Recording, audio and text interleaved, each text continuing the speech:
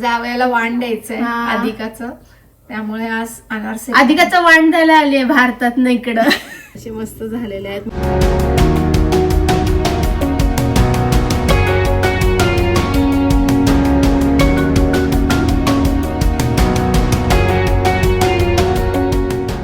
Hi hello नमस्कार, कसे आहात? मी स्नेहा तुम्हा सर्वांचं स्वागत करते इंडियन मॉम इन कॅलिफोर्निया या आपल्या यूट्यूब चॅनलवरती. मागच्या व्हिडिओमध्ये तुम्ही सगळ्यांनी खूप सुंदर अशा कमेंट्स केल्या, लिटरली ओव्हरवेल्मिंग रिस्पॉन्स मिळाला, त्याबद्दल खूप खूप खूप थँक्यू. आणि खूप छान वाटलं मला त्या कमेंट्स वाचताना. ॲक्च्युली मी कमेंट्स वाचताना परत एकदा इमोशनल झाले, कारण की असं वाचायला खूप छान वाटतं जेव्हा सगळेच जण असं काहीतरी छान छान कमेंट्स लिहितात तेव्हा. आणि तुमचा जो सपोर्ट आहे, तुमचं जे प्रेम आहे ते कायम असंच राहू द्या.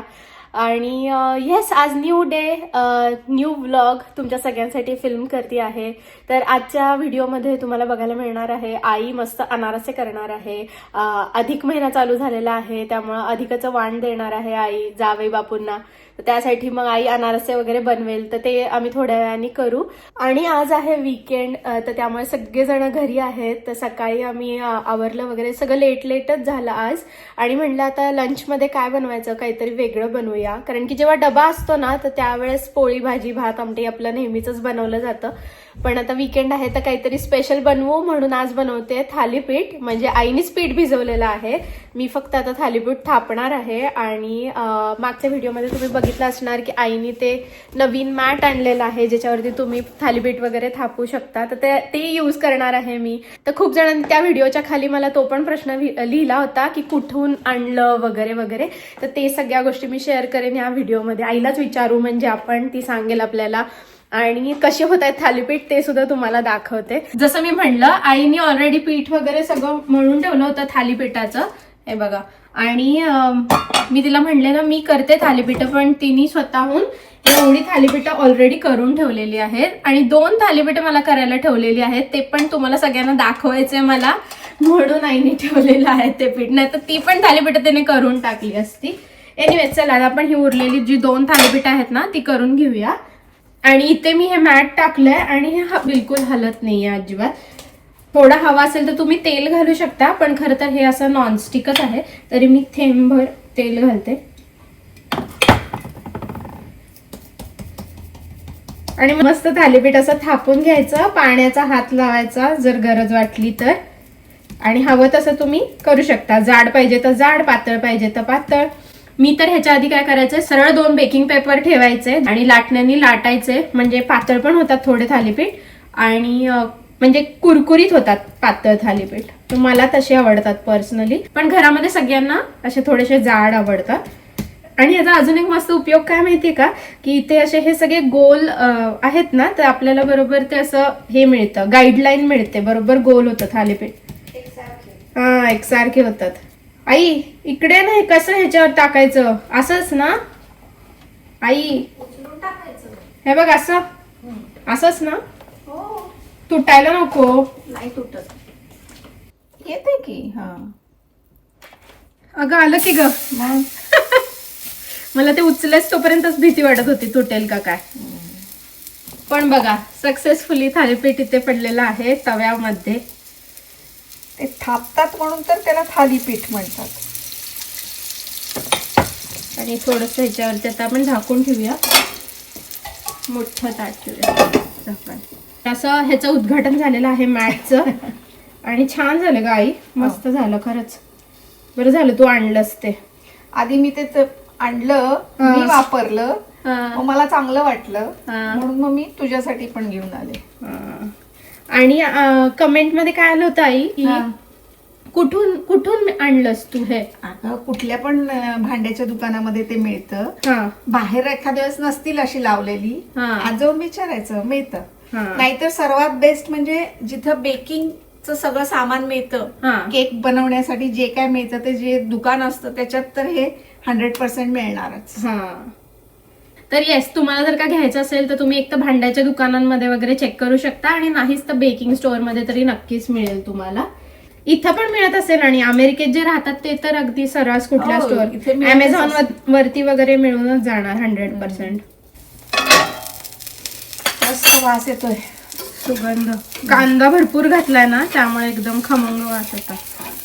कांदा ओवा त्याचा एकदम मस्त वास येतो. आणि आईनी काय केलं माहितीये की कालची जी शिल्लक होती थोडस आमटीचं हे वरण होतं का आमटी होती ना, होती आमटी थोडीशी घातली आणि त्यात कणिक म्हणजे भिजवलंय थालीपीठाचं. काय या पिठामध्ये वरण म्हणजे डाळ शिजवलेली असते ती आमटी किंवा वरण घातलं ना तर थालीपीठ एकदम खुसखुशीत होतं. येस, त्यामुळे मस्त लागतात एकदम.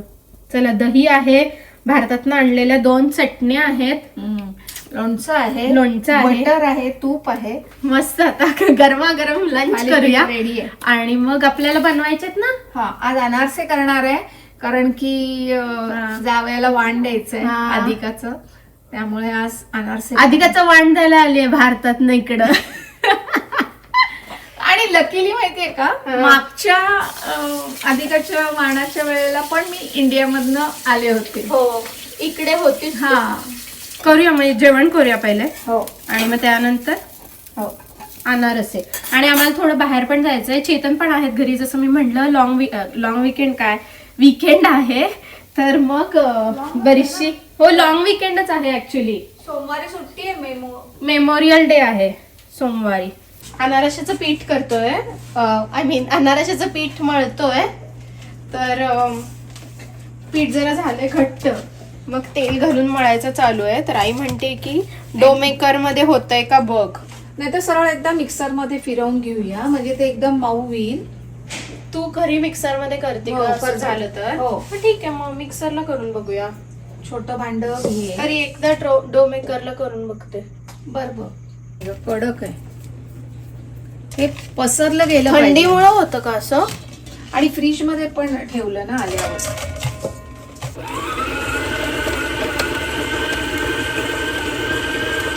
साईडला चिरा जातात ना. कोरडं असलं की चिरा जातात. जरा तेल घालून व्यवस्थित मळून घ्यायला पाहिजे आणि त्याचबरोबर मिक्सरला जरासं करायला पाहिजे, कारण की खूप जास्त घट्ट असतं ते पीठ.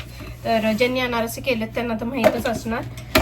सो आता मी हे मिक्सरला काढतेय, अर्ध असं करून काढते मिक्सरला. आई तिथे मळतीये. तर अनारसे तुम्ही तुपात करू शकता किंवा तेलात पण करू शकता. मी भरपूर वेळा तेलात सुद्धा केलेत आधी, पण ह्या वेळेस आईचं म्हणणं आहे की तुपामध्ये करूया आपण. आणि मी दिवाळीच्या वेळेस जेव्हा केलेले तेव्हा आय थिंक तुपामध्येच केलेले. तर इथे कसं थंड हवामान असतं त्यामुळे तूप लगेच गोठतं, आणि तेलात केले ना की खाली सगळं डब्यामध्ये तेल साठतं. तुपात केलेले आणि टेस्टी पण लागतात जास्त. स्वाद सगळंच वेगळं येतं ना. तर म्हणून मग आता हे तूप आहे माझ्याकडे घरी केलेलं. आता हे मी जस्ट आता मायक्रोवेव्ह मध्ये मेल्ट केले. आणि किती घालू मग आता या कढईत? एक अनारसा बुडेल एवढंच तू तूप घाल. कारण सांगते, अनारशाचं तेल किंवा तूप हे परत वापरता येत नाही कशासाठी. मग एक अनारसा एवढं बस? जरा अजून घालते, बरंच आहे आता. एवढं घालते बस, एवढं बस ना. आणि लागेल तसं नंतर घालता येतं. ऍड करायचं का? बर.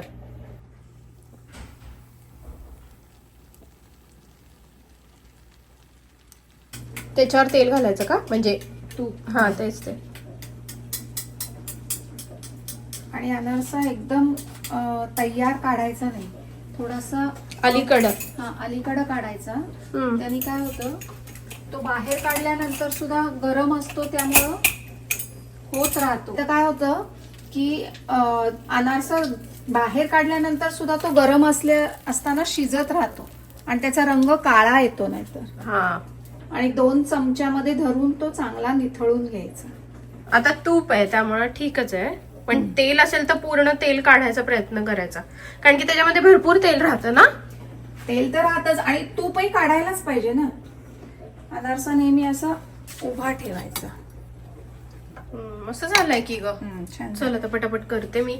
इकडे करते या मॅट वरती. मॅटचा आज अगदी पुरेपूर उपयोग थालीपीठ पण केली, आता त्याच्यावर अनारसे पण झाले. आणि आई तू तळून घे पटापट. चालेल.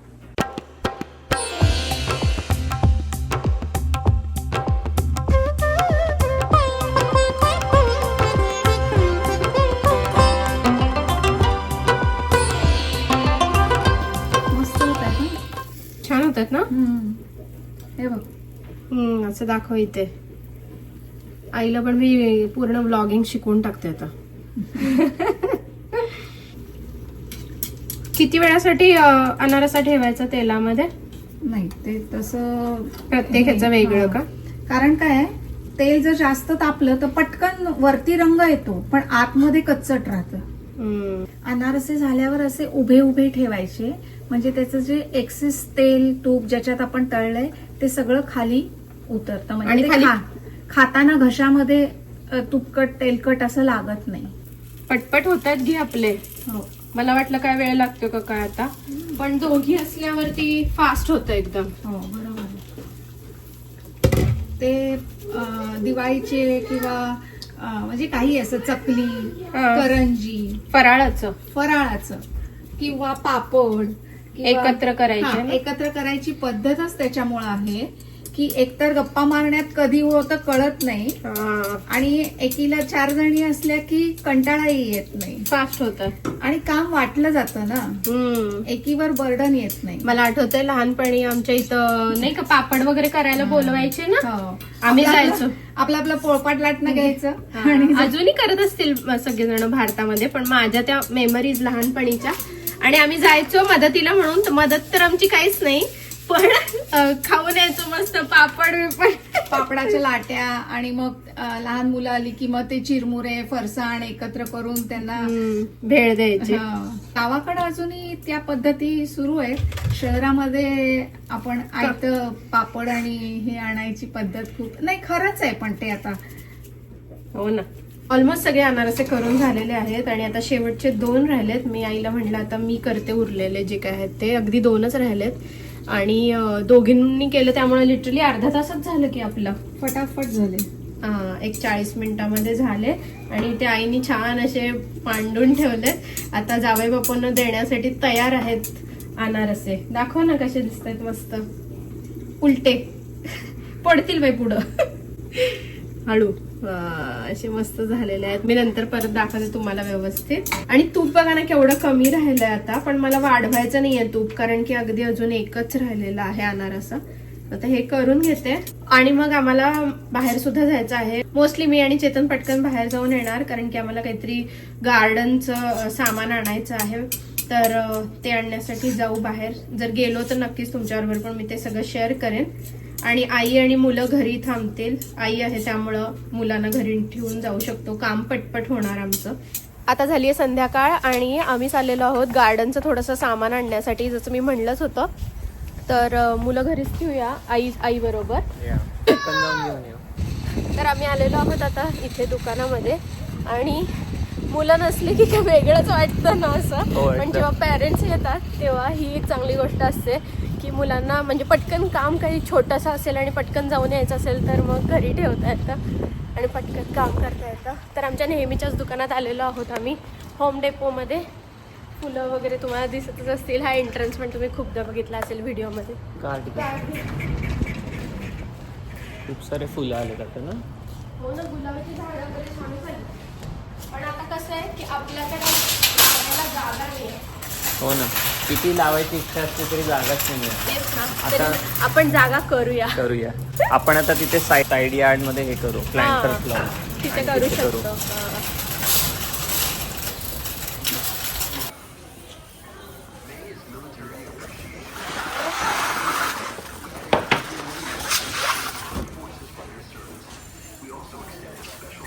कुठले घेताय? हो, पण ते आणि हे सेम आहेत का दोन्ही? नाही, किंमत नाही, टाईप म्हणते. 2 घ्या, 2 तरी लागतीलच आपल्याला.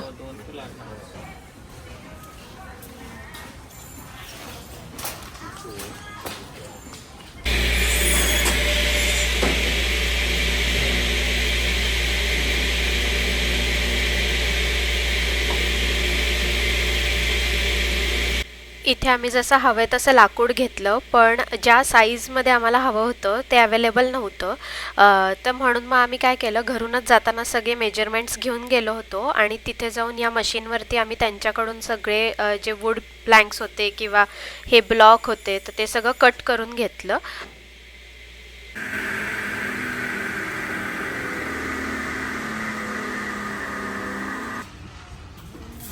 आता काय घेता तुम्ही?